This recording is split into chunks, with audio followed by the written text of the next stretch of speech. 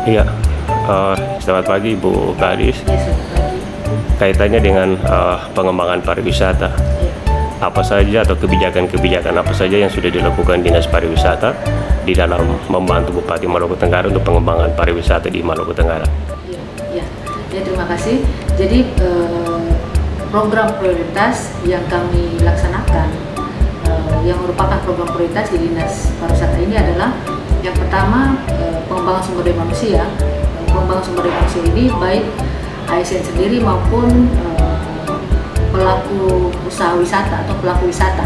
Terus kemudian yang kedua, pengembangan destinasi. Kemudian yang ketiga, pemasaran. Terus yang keempat, pengembangan ekonomi kreatif.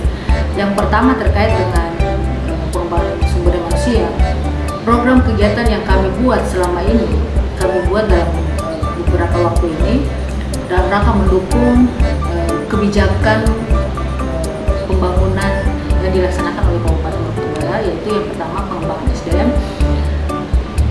Kami melakukan peningkatan kapasitas aparatur OHOI, terus kemudian pengelola desa wisata, kemudian Pokdarwis dan komunitas yang ada di masyarakat, karena kapasitas kami terbatas untuk tahun ini. Kami laksanakan itu di desa-desa wisata. Contohnya misalnya salah satunya di Rengov, kemudian di Oedia Taun, kemudian ada beberapa desa wisata lainnya. Kegiatan-kegiatan atau program kegiatan itu lebih banyak kami fokuskan ke peningkatan pengelola desa wisata, karena yang kami melihat permasalahan utama yang ada di desa wisata adalah pengelola dan masyarakat atau komunitasnya belum sesuai dengan atau belum sesuai dengan target kami gitu. Terus kemudian pengembangan destinasi. Pengembangan destinasi ini ada beberapa desa wisata yang kami buat, yang kami sediakan sarana prasarananya, karena permasalahan utama juga yang ada di desa-desa wisata, banyak sarana prasarana penunjang pariwisata yang belum memadai. Oleh karena itu ada beberapa tahun ini kami menyediakan sarana prasarana yang dibutuhkan oleh wisatawan yang berkunjung ke desa-desa wisata. Terus kemudian terkait dengan promosi, dan tadi program prioritas promosi ini ada beberapa event yang kami laksanakan. Event tahunan, event besar, yaitu Festival Metikei tahun 2022, 2021 tahun lalu dan 2022. Kebetulan tahun 2021 tahun lalu dan 2022 tahun ini Festival FPMK sudah masuk dalam kalender event nasional. Olehnya itu kami akan dorong untuk setiap tahunnya masuk dalam kalender event nasional, karena kalau sudah masuk kalender event nasional berarti kewajiban bukan hanya dukungan dari pemerintah daerah, tapi dukungan dari Kemenparekraf. Itu selain festival-festival yang masuk dalam festival FPMK yang masuk ke kalender event nasional, ada juga festival-festival yang kami dorong di desa-desa wisata, biasanya disebut festival lokal. Ini juga semuanya dalam rangka memasarkan potensi-potensi wisata yang ada di Maluku Tenggara. Dan kami juga mengajak beberapa influencer untuk membantu memasarkan pariwisata kami. Terus kemudian selain influencer, kami juga melibatkan komunitas-komunitas, karena pemerintah daerah tidak bisa sendiri dalam melaksanakan pemasaran. Kami bantu dukungan influencer, terus komunitas, kemudian seluruh masyarakat yang ada di Maluku Tenggara, Kepulauan K, ataupun yang ada di di wilayah Nusantara maupun di wilayah internasional. Karena banyak juga ketika mereka datang di sini, walaupun bukan hanya orang di sini, orang asli sini, para wisatawan ketika datang di sini dari mulut ke mulut pasti menyampaikan citra positif dari pariwisata Maluku Tenggara. Terus kemudian yang terakhir, Ekraf ini memang salah satu kendala kami adalah Ekraf belum memadai atau belum representatif untuk mendukung sektor pariwisata. Olehnya itu ada beberapa kegiatan.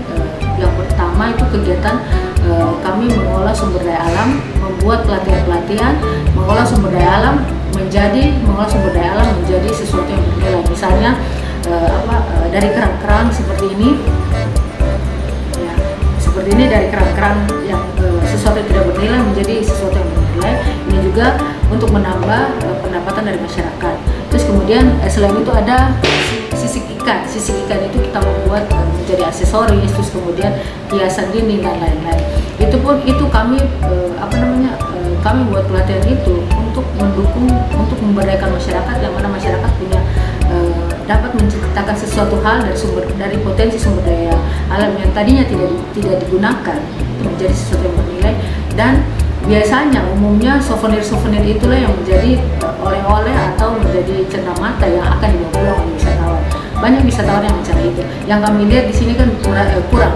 Selain itu masih banyak lagi. Olehnya itu memang program ini merupakan program prioritas dan tahun depan kami akan laksanakan. Itu semuanya program kerja yang kami laksanakan untuk membantu Pak Bupati dalam mendorong pembangunan pariwisata di Maluku Tenggara. Mudah-mudahan ke depan lebih baik lagi dari tahun sebelumnya. Ibu Kadis, sejauh mana kerjasama dengan pihak stakeholder dalam rangka pengembangan pariwisata di Maluku Tenggara? Jadi kalau stakeholder kami di Maluku Tenggara itu kan masyarakat, terus kemudian pengelola desa wisata maupun pengelola destinasi wisata, kemudian pelaku usaha wisata. Memang kalau kami sih hubungan kami memang kami selalu berkoordinasi secara aktif ya, karena pariwisata Maluku Tenggara tidak akan berkembang dengan baik kalau tanpa ada hubungan atau hubungan yang baik antara kami dinas dan pengelola desa wisata maupun destinasi wisata. Sebagai informasi bahwa destinasi wisata di Maluku Tenggara ada 76 destinasi. Memang keseluruhannya kami belum menjangkau, tapi ada beberapa destinasi unggulan yang kami jangkau. Bentuknya kami berikan penguatan baik program kegiatan yang langsung dari dinas kami maupun ada kerjasama.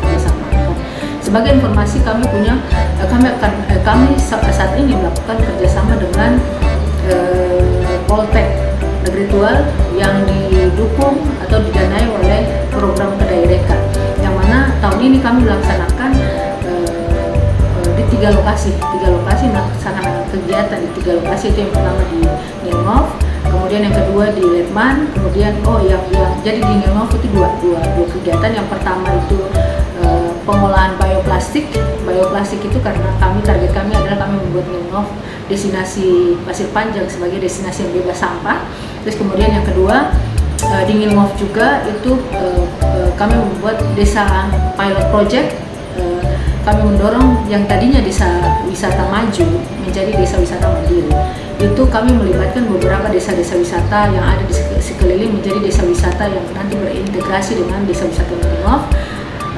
Kemudian di situ kegiatan itu kami banyak melakukan kegiatan-kegiatan penguatan kepada masyarakat desa wisata ya, misalnya pembuatan pelatihan desa digital, terus kemudian kegiatan misalnya yang hari ini nanti akan dilaksanakan sebentar siang ini itu pelatihan paket wisata, kemudian pelatihan tour guide, terus kemudian ada lagi kemarin itu ada pelatihan bisnis plan desa wisata. Banyak kegiatan-kegiatan yang kami buat di desa-desa wisata itu merupakan upaya dorongan dari kami untuk bagaimana membangun desa wisata yang sesuai dengan yang menjadi kelas dunia, desa wisata kelas dunia. Kemudian ada satu lagi di Letman. Di Letman itu budidaya lat yang mana kami merasa bahwa lat bisa dijadikan sebagai oleh-oleh dari wisatawan ketika datang berkunjung terus balik. Tapi lat itu kan kita harus hati-hati dengan kemasannya, dengan hal-hal lain biar agar kondisi ketika ada di Maluku Tenggara terus dibawa pulang ke tempat asal wisatawan dalam kondisi yang baik dan masih bisa dimanfaatkan. Terus kemudian banyak permintaan lat, sedangkan budidayanya tidak pernah dilakukan oleh masyarakat setempat.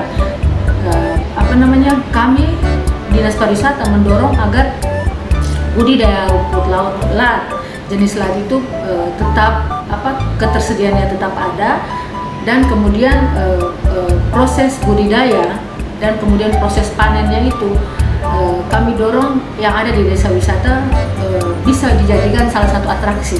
Jadi wisatawan ketika datang berkunjung, selain menikmati pulau-pulau yang ada di Letman, YTR dan lain-lain, mereka bisa melakukan atraksi misalnya pengambilan lat dari laut, terus kemudian bagaimana bisa ada wisata edukasi, bagaimana cara menanamnya, kemudian karena budidayanya hanya 2 minggu kemudian ada dapat hasil. Kami memberikan pelayanan kepada wisatawan yang mana yang tadi saya sampaikan ada 76 destinasi wisata. 76 destinasi wisata ini, jadi seluruh destinasi wisata banyak bermacam-macam bentuk dan bermacam-macam rasanya gitu. Jadi ada experience dari wisatawan ketika datang di Letman, oh rasanya lain-lain, bukan hanya pantai pasir putih atau pulau-pulau kecil, tapi rasa masyarakat terlibat langsung dalam budidaya rumput laut, bagaimana pengolahannya, dan pasca budidayanya itu membuat jadi selai dan lain-lain. Nah, hal-hal itu semuanya yang kami kemas menjadi salah satu paket wisata yang ada di Desa Letman. Itu semuanya upaya kami memberikan edukasi atau memberikan penguatan kepada masyarakat. Tadi hubungan kami dengan mitra, dengan stakeholder, untuk kami bersama-sama membangun pariwisata Maluku Tenggara. Karena kan tadi kami sampaikan bahwa kami sendiri Dinas Pariwisata tidak bisa membangun pariwisata Maluku Tenggara.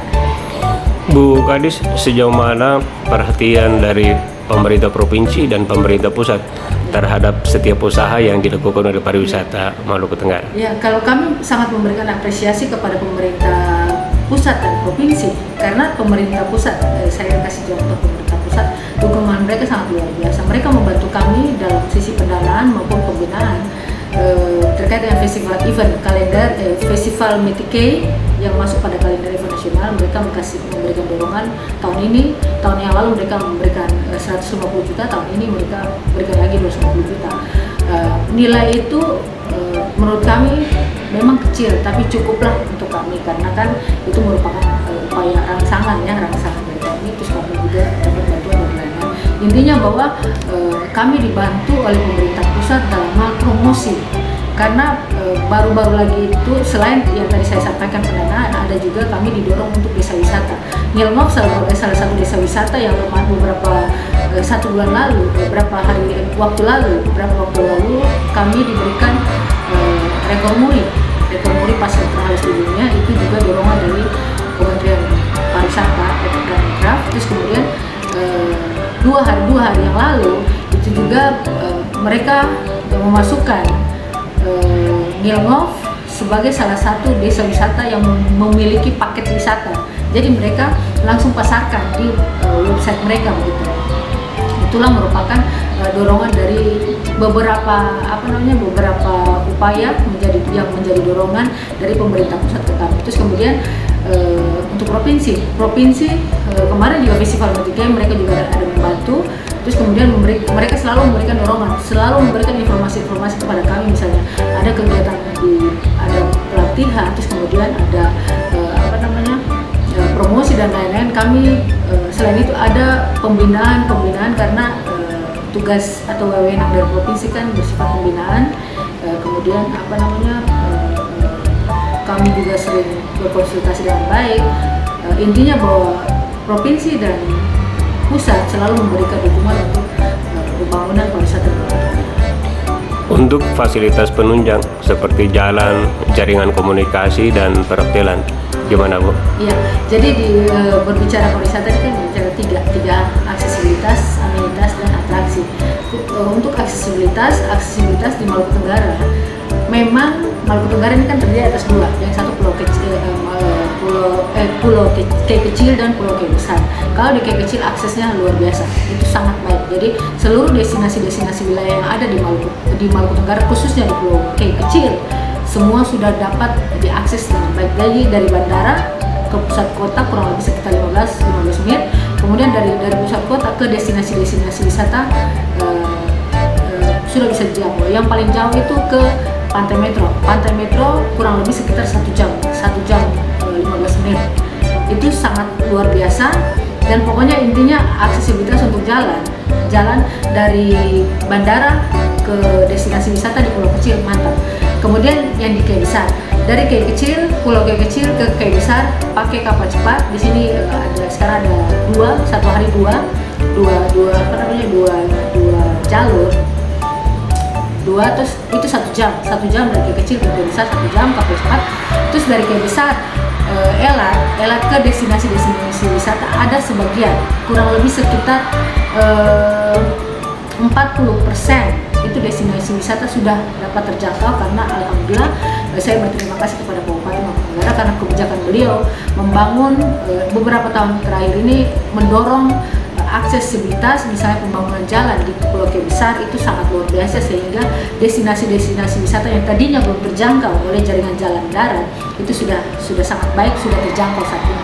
Memang ada beberapa destinasi yang belum terjangkau, yang tadi saya bilang sekitar 50-60% itu insya Allah secara bertahap akan dibangun jalan dan sudah bisa terjangkau dengan baik. Kalau misalnya aksesibilitas semuanya sudah terjangkau dengan baik, saya akan pasti bahwa kita mempromosikan pariwisata di Maluku Tenggara itu sudah sangat mudah. Terus kemudian terkait dengan perhotelan, di sini amenitas ini di Maluku Tenggara khususnya di Kota Langur ada beberapa hotel yang sudah sangat memadai. Terus kemudian selain hotel ada cottage yang dibangun oleh masyarakat di destinasi wisata yang sudah sangat representatif.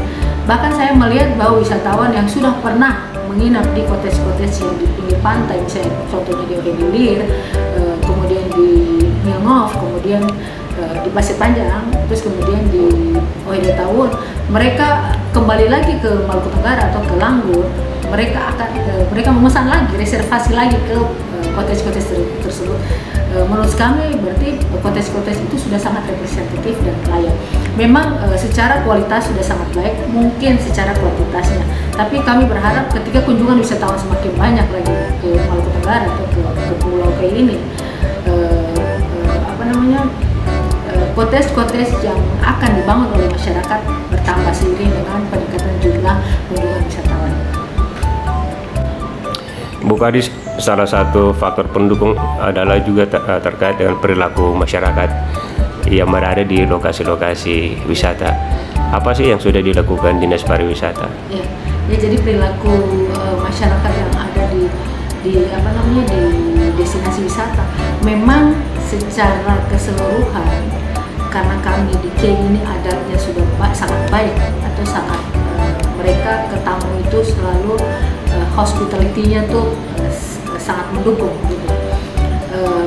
Prinsip kami adalah kami Dinas Pariwisata mendorong masyarakat, mendorong pelaku usaha wisata, mendorong komunitas atau masyarakat yang ada di destinasi wisata yang mana harus ada menyadari bahwa sabta pesona harus dijiwai oleh seluruh pelaku wisata, pelaku atau stakeholder yang ada di destinasi wisata. Sabta pesona itu sejuk, aman, bersih, indah, sampai dengan terakhir itu kenangan. Sehingga kami memang selalu mendorong, selain dari kegiatan-kegiatan formal, kami selalu memberikan penampilan dan sosialisasi kepada masyarakat yang mana kalau misalnya desa atau destinasi wisata yang sudah tercipta atau terwujud sabta pesona, saya pikir memang wisatawan sudah sangat ketika kembali wisatawan punya kenangan yang baik. Dan yang kami melihat memang karena tadi saya sampaikan bahwa budaya masyarakat memang sudah dari dulu budaya masyarakat sudah dari dulu memang sudah tercermin budaya sabta pesona atau misalnya karakter yang baik, mendukung wisatawan, ramah, pelayanannya baik, hospitality-nya. Jadi kami tidak merasa kesulitan dalam itu. Memang ada beberapa masyarakat yang yang belum sadar akan artinya pelayanan pelayanannya, hospitality-nya belum baik, tapi kami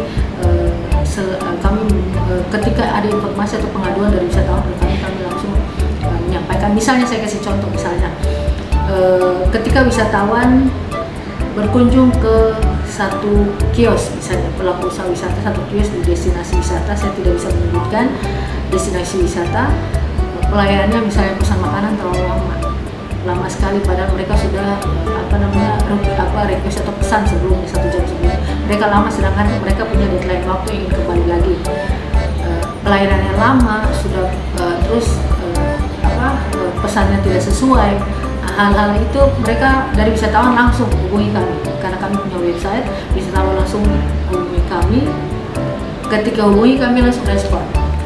Hal-hal tersebut yang membuat kami menurut kami kalau pelayanan kurang baik nanti tercipta citra negatif untuk kami, dan akan pasti kondisi informasi tersebut pasti akan disampaikan dari mulut ke mulut ke wisatawan. Tapi kondisi itu memang tidak banyak, jarang terjadi, mungkin kurang lebih 1 atau 2 orang. Tapi pada umumnya yang saya lihat memang seluruh stakeholder yang ada di destinasi wisata hospitality-nya sudah lumayan baik. Ibu Kadis, apa dampak atau efek dari pelaksanaan setiap festival-festival? Ya.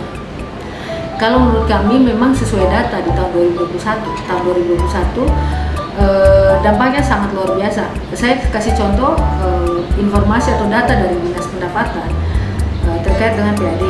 Itu pajak hotel dan restoran. Saya kasih contoh Hotel Filia. Di beberapa bulan Januari, Februari, Maret, sebelum bulan Oktober, kan pelaksanaan festival Metiki itu tanggal 28 tahun lalu, tanggal 28, 29, tanggal 20 sampai 29 Oktober. Jadi pada bulan-bulan sebelum bulan Oktober, jadi pajak 10% itu pajak hotelnya itu mereka cuma sampaikan sekitar 8 sampai 10 juta. Sedangkan pada saat bulan Oktober, jadi mulai September Oktober itu sudah naik sampai pajaknya itu 40 sampai 50 juta per bulan untuk satu hotel. Belum lagi hotel-hotel lain. Terus kemudian belum lagi rumah makan. Terus kemudian belum lagi rental dan lain-lain, belum lagi cottage. Menurut kami dampaknya sangat luar biasa, baik ke pendapatan asli daerah, kontribusi ke PAD maupun kepada masyarakat yang mempunyai aktivitas di sektor perhotelan, akomodasi perhotelan, terus kemudian transportasi, kemudian rumah makan, kemudian lain-lain. Menurut kami sektor real sangat berkembang. Akhirnya kan dampaknya misalnya rumah makan laku, barang-barang di pasar juga laku.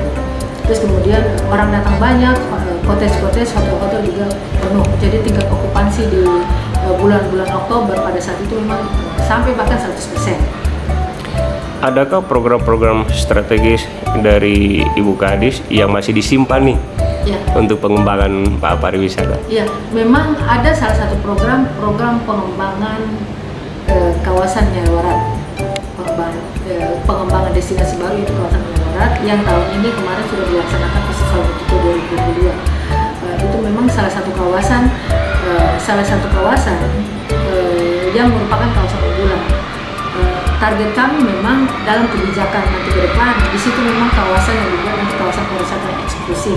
Selain itu ada juga kami akan mendorong untuk wisata underwater yang mana ada destinasi wisata selama ini belum secara optimal dilakukan promosi baik pengelolaannya. Memang kami mengusulkan ada cottage diving yang mana ada beberapa titik di Maluku Tenggara yang merupakan titik-titik yang terbaik untuk underwater.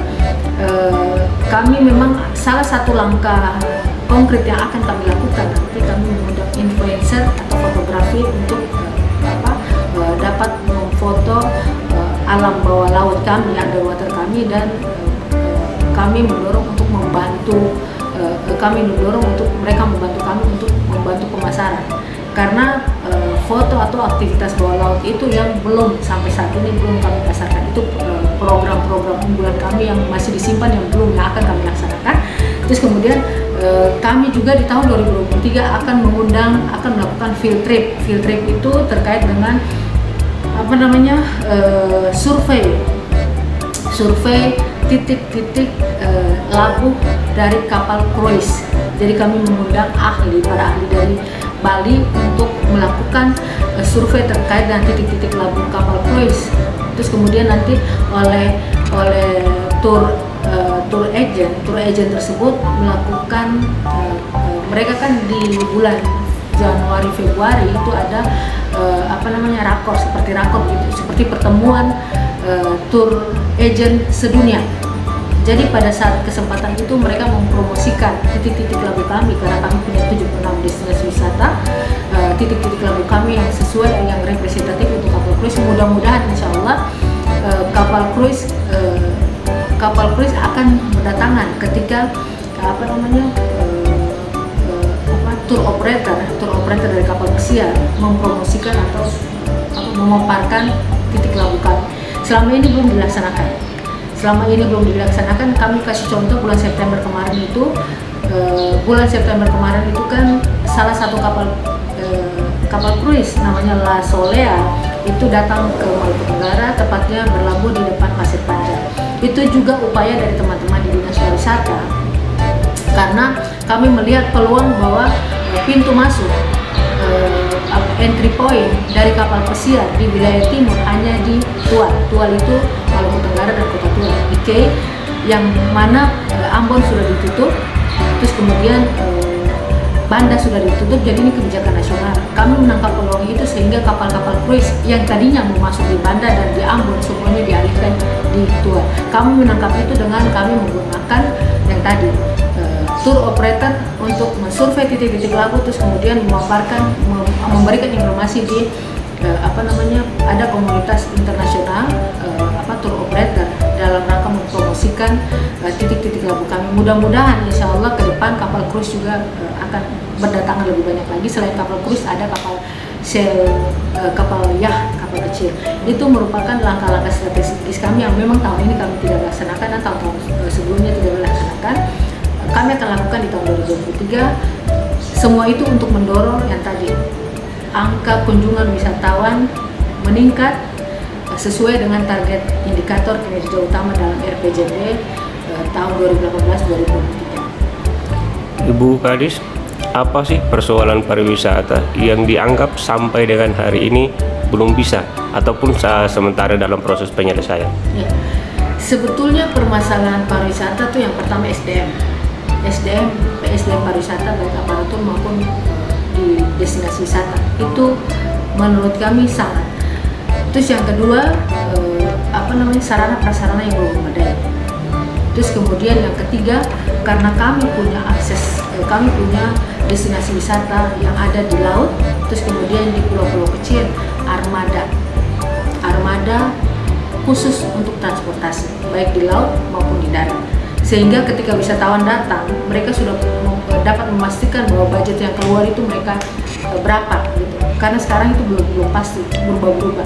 Itu terus kemudian yang terakhir ada seperti, tapi tidak semuanya ya, ada sebagian misalnya terkait dengan sasi-sasi, terkait dengan konflik, itu kondisi yang tidak kondusif, itulah yang membuat wisatawan yang tadinya sudah punya plan rencana datang ke Maluku Tenggara, ketika mendengar itu pasti mereka membatalkan.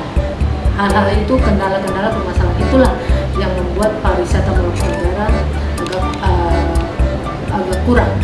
Tapi itu juga menurut saya sesuai dengan data, sebelum tahun 2020, sebelum COVID, itu memang selalu naik kunjungan wisatawan, bahkan naik. Estimasi kami, waktu itu asumsi kami ketika tahun 2020 waktu tidak ada COVID, pasti Maluku Tenggara sudah sangat terkenal. Tapi dengan adanya COVID, kami mulai bangkit kembali. 2 tahun vakum, kami mulai bangkit kembali, dan kami melihat angka kunjungan wisatawan sudah mulai naik. Jadi kami selalu optimis, mudah-mudahan permasalahan yang tadi saya sampaikan, 4 permasalahan itu dapat kami eliminir, maksudnya kami atasi secara bertahap, mudah-mudahan dengan kolaborasi dari berbagai stakeholder. Terus kemudian pimpinan kami sangat memberikan perhatian khusus kepada sektor pariwisata, mudah-mudahan ke depan akan lebih baik dan masalah-masalah itu dapat berkurang. Orang banyak menaruh harapan kepada Ibu Kadis untuk pengembangan wisata Maluku Tenggara mendunia. Secara pribadi apa komentar Ibu? Ya, kalau saya sih memang beban, tapi saya menikmati. Insya Allah kita semuanya punya niat baik, karena saya selalu sampaikan yang susah itu buat pemandangan yang indah. Karena yang itu manusia tidak bisa bikin, itu semuanya Allah yang ciptakan, dan kita harus bersyukur bahwa Allah ciptakan Pulau K ini sangat indah. Siapa yang bisa ciptakan pasir terhalus di dunia? Kecuali Allah. Yang susah itu. Tapi kalau ketemu sama sudah punya itu, ya tinggal strategi untuk memajukan, membangun, terus kemudian memasarkan, itu sangat gampang. Yang penting ada dukungan dari kita semuanya, semua bekerja sama dengan dukungan yang baik sesuai dengan tugas pokok semuanya masing-masing. Misalnya SKPD masing-masing, kita bersinergi dan berkolaborasi untuk membangun sektor pariwisata. Itu pasti sangat luar biasa. Pulau K ini sangat indah dan sangat luar biasa. Seluruh orang yang datang ke sini tidak pernah menyampaikan bahwa K itu tidak indah.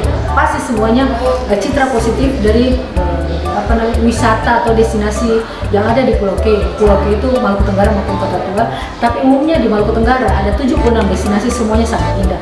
Olehnya itu saya mengajak ke seluruh stakeholder, masyarakat, pelaku usaha wisata, komunitas, kemudian pengelola destinasi, kemudian masyarakat yang ada di Maluku Tenggara ini, ayo kita sama-sama menjaga dan mendukung, meningkatkan hospitality untuk mendukung sektor pariwisata, yang mana sektor pariwisata adalah sektor unggulan di daerah ini. Kami tidak bisa bekerja sendiri, Dinas Pariwisata tidak bisa bekerja sendiri, kami didukung oleh dinas-dinas lain, terus kemudian stakeholder untuk sama-sama ayo membangun pariwisata yang ada di Maluku Tenggara, pariwisata bangkit.